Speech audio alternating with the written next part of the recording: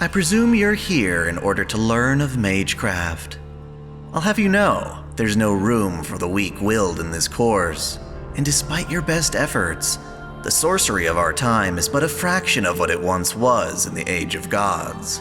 Much of the craft is established through pedigree, and the culture of mages is riddled with deception and moral depravity. That said, if you insist, I shall do my best to educate you in this miserable, yet fascinating world.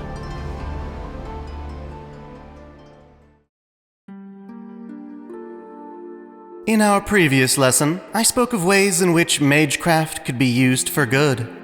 Even though many mages are selfish and only care about the success of their lineage, fundamentally, the craft itself is neither good nor evil. It remains neutral, or dare I say, empty. That is the subject of today's lesson. Emptiness, the void, imaginary space, all of it is closely related with subtle nuance. It's time we talk about void, where it occurs, and how we can utilize it in our own spells. The basis for all Magecraft comes from mystery, which in turn originates from the root. The swirl of the root goes by many names, such as the vortex of Radix, Akasha, or in some interpretations, heaven. Technically though, its true name is, well, nothing. The closest human language comes to naming the root is pure emptiness, nothingness, zero, or for our purposes, void. In written words, it is merely a blank space between two quotations. Ironically, this nothingness is the place where everything springs forth. One of the closest families to actually reaching the root were the Ryogi demon hunters. Children are born into this world with a unique origin that defines their very nature. It is the very concept they derive from. In an extremely rare event, Shiki Ryogi was born with an origin of nothingness. The counterforce would have erased her from existence had the family not prevented it. As a result, Shiki's underlying personality has a direct connection to the root, gaining an ability to manipulate the universe to her whims. This includes creation, destruction, and even the altering of time. In other words, she has transcended the world as we know it. Perhaps then we are fortunate that she lacks interest in using her origin, instead allowing her derivative personas to take over. This void Shiki remains dormant for the most part.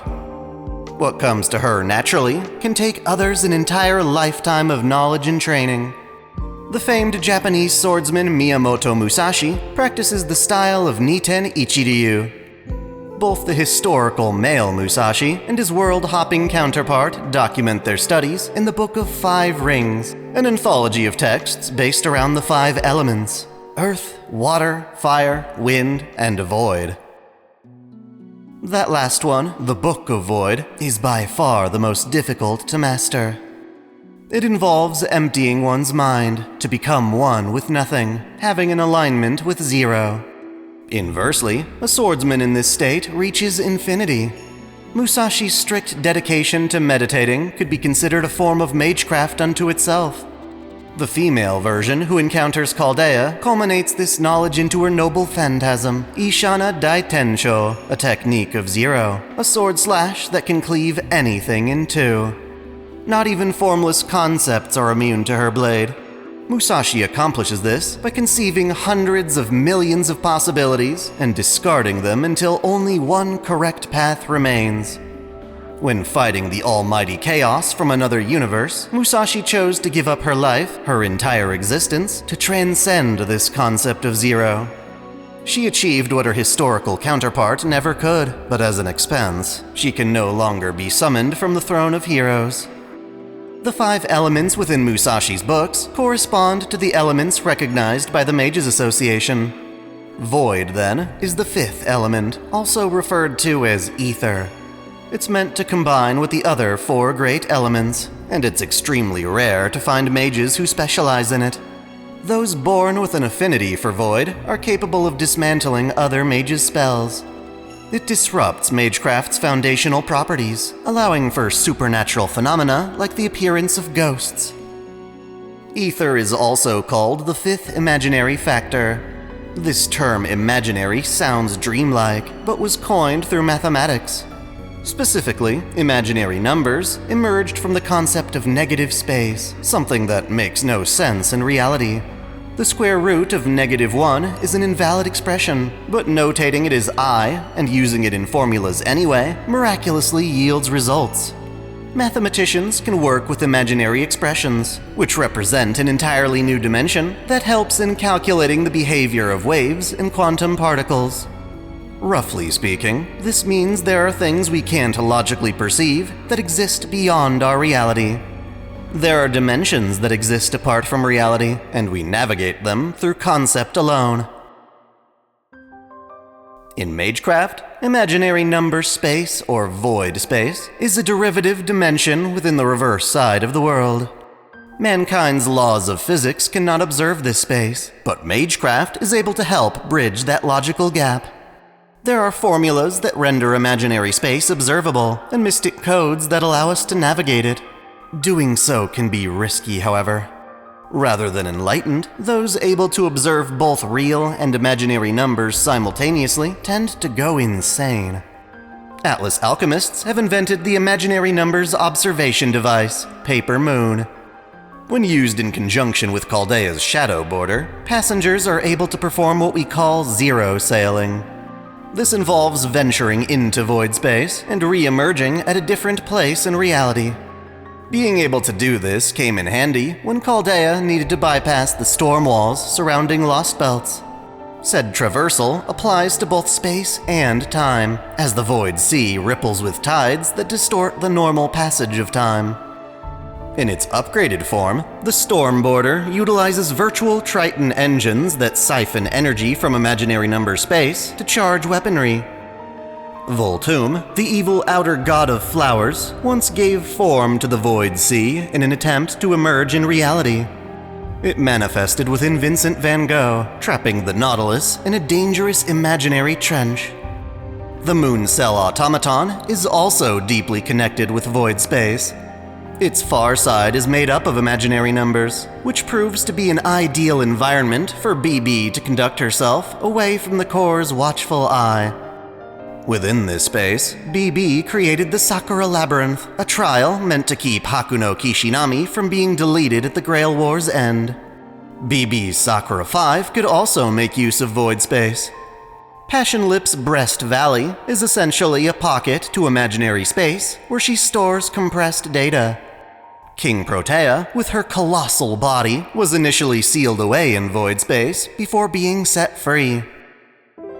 Even deeper into the far side is the Zero Dark, a region that the Moon Cell quarantined in order to imprison its greatest external threat, Velber. The very same alien race that built the Moon Cell is responsible for Velber, the Umbral Star, a traveling ark that searches the cosmos and destroys entire worlds. Functionally, Velber is what's called a harvester star. It deploys sentinels, or anti-cells, as external fighting units. When passing through our galaxy, Velber assigned Velber 02, the White Titan Sephar, to annihilate Earth. This White Titan was a powerful projection whose true form simultaneously infiltrated the Moon Cell. When the Avatar projection was defeated, Sephar's territory within the Moon Cell became trapped, sanctioned off as the Zero Dark. Sephar would have to endure for 14,000 years before it could awaken once more, waiting patiently for Velber to return to the Milky Way galaxy. Even in its dormant state, Sephar poses a grave threat.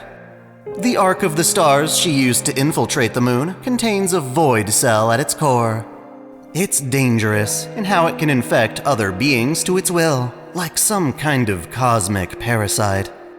Void cells, which share a similar composition to the Moon Cell, must also possess a link to imaginary numbers. Hakuno Kishinami, victor of the Moon Cell Grail Wars, eventually has the opportunity to manifest as a heroic spirit. Their noble phantasm is called Void Record, Moon Anchor. Essentially, they take the quantum time locks that anchor proper human history and weaponize them.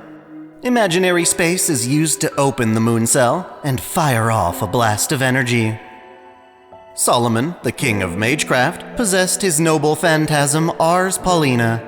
It is a reality marble containing his workshop, the Grand Temple of Time. When utilized by the demon god Hivemind Gatia, this workshop remains hidden from the universe within void space. Chaldea is only able to access it after dismantling Gatia's 7 singularities. Admittedly, these are all rare and bizarre cases, so what about ordinary mages? In addition to the 5 great elements mentioned earlier, there exist 2 other imaginary elements. The first of them, Hollow, refers specifically to an affinity for void space magecraft. It is paired with the element of nothingness, which is similar, but has even fewer mages who can harness it. The mage Liner Gusion has this affinity for Hollow, and he uses it to store items he can retrieve at a later point, like a time capsule. In a more gruesome manner, the mage Trisha Fellows opened a pocket in void space to store her head when decapitated. Doing so prevented her killer, and by extension Dr. Heartless, from obtaining her valuable mystic eyes. Due to the time distortion within void space, she preserved her head, keeping it alive long enough to reveal her assailant when discovered. Without proper training, Sakura Mato is a powerful, yet unpredictable mage who derives power from her shadow linked with the Holy Grail. Since she also has an affiliation with the Hollow element, she can open pockets in void space to store whatever she pleases. In most cases, it is a defensive measure she takes to store weapons and projectiles thrown at her. These holes in reality can redirect said projectiles or absorb them outright. Upon corrupting Berserker and Saber during the Holy Grail War, she tucks them away in void space between battles. By channeling Angra Mainyu, she can even use void space to trap and torment human targets. In a rather grim scenario, she does this with Rin Tosaka, subjecting her own sister to the kind of nightmarish violation she endured. Think of it like an eternal prison made of shadows. In summation, the term void is used very loosely in a variety of magecraft situations. At its heart, the void, emptiness, or nothingness are all ways of describing the root, which by its very nature has no real name. As all existence derives from the root, those able to access it gain the power to defy reality itself and structure it to their will. On a philosophical level, void represents a state of being where one can transcend reality through diligent practice. Most often, the void is synonymous with imaginary number space, an extra dimension within the reverse side of the world normally inaccessible to humans. Hyper-advanced technology, like Velber and the Mooncell, are able to interface with void space, using it as a domain to store malignant data or as a means of hiding and transport. In addition, the imaginary element of Hollow allows for ordinary spells to make use of void space. Pockets to void space allow objects to be stored without regard to the passage of time. Its applications are both practical and horrifying. For our next lesson, I would like to take a different approach. Very rarely do we get the chance to discuss biblical lore, and that opportunity presents itself with Sodom's Beast.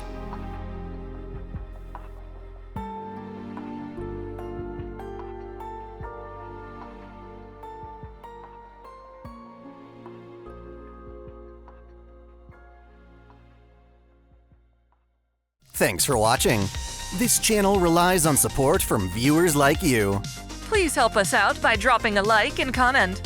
Subscribe for more videos, and be sure to enable notifications. Or hit up our Discord so you never miss out on a new upload.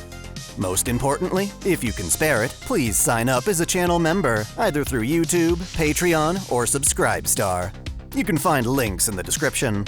We've got perks like exclusive content or early access. Until next time, Celebrate your fandom. I want to give a special shout out to all my $10 and up supporters: Video Gamer 75, Dante Pendragon, Stephen Elak, Otaku Mom, Mystic Samurai 1983, Free Brick, Alexis Yukio Gomez Yamato, Lunar Works, Link Pendrago, Observer Bellis, James Hewitt, Uncanny EXP, Crow Calum, Sal Soto, Tristan Riggin, Winter's Edge, Sneer Cachette, Sunbro Torian, Dionysus, Caitlin P, Sogai CH, Sith Lord 906, Vladimirovna, The Taz 96, Kengo X77, Alistair Bernadotte, and Reason 99. Thank you all so much.